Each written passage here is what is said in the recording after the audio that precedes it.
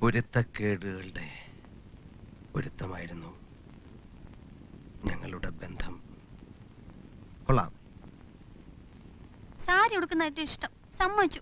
പക്ഷെ എന്നെ കൊണ്ട് ഇനി പറ്റൂല. എന്റെ കൂടെ പുറത്ത് വരണമെങ്കിൽ നീ സാരി ഉടുത്തിരിക്കണം, ഇല്ലെങ്കിൽ നീ വീട്ടിലിരിക്കും, ഞാൻ ഒറ്റയ്ക്ക് നടക്കും. അയ്യോ, എനിക്ക് എങ്ങനെ വരുന്നുണ്ടെന്നറിയോ?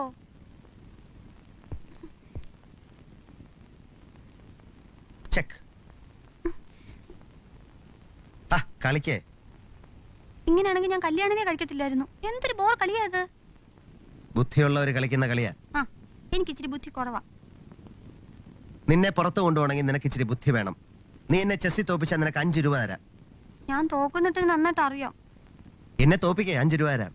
വേണ്ട, 50,000 രൂപ വന്നാലും എന്നെ കൊണ്ട് കൊന്തം കളിക്കാൻ വയ്യ. നിന്നെ പുറത്ത് കൊണ്ടുപോകണമെന്നുണ്ടെങ്കിൽ നീ ഇത് കളിച്ചിരിക്കണം. ഞാൻ എവിടെങ്ങാൻ ഇരുന്നോളാം, എന്നാൽ എനിക്ക് കളിക്കാൻ പറ്റത്തില്ല.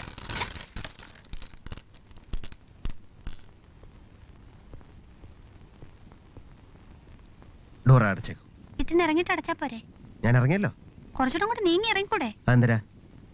ഇട്ടം പോകുന്ന എനിക്ക് നോയിക്കൊണ്ട്. അതിന്റെ ഒന്നും ആവശ്യമില്ല. ഇട്ടം പോകുമ്പോ എനിക്ക് കൈ കാണിക്കണം. ശരി, അകത്തേ കയറ്. ഇനി കൈ കാണിക്കേ. കഥ അടച്ചേക്കെ. ഇത് ഞാൻ പുറത്തിറങ്ങി കാണിച്ച എന്താ കുഴപ്പം? നോക്ക് രഞ്ജിനി, നമ്മുടെ ചുറ്റുപാടും നമ്മളറിയാതെ നമ്മളെ ശ്രദ്ധിക്കുന്ന 1000 കണ്ണുകളുണ്ട്.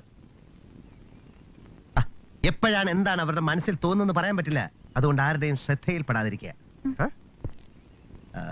ഞാൻ ഇവിടെ ഷേവ് ചെയ്ത് ശരിയായില്ലല്ലേ? ശരിയായിട്ടുണ്ടല്ലോ. ഇല്ല, നോക്ക്, രോഗം തടയുന്നുണ്ടല്ലേ? ഷേവ് ചെയ്ത് ശരിയായില്ല. 2-3 മണിക്കൂർ കഴിയുമ്പോ ഇവിടെ ഒരുമാതിരി പാച്ച് പോലെ വരും.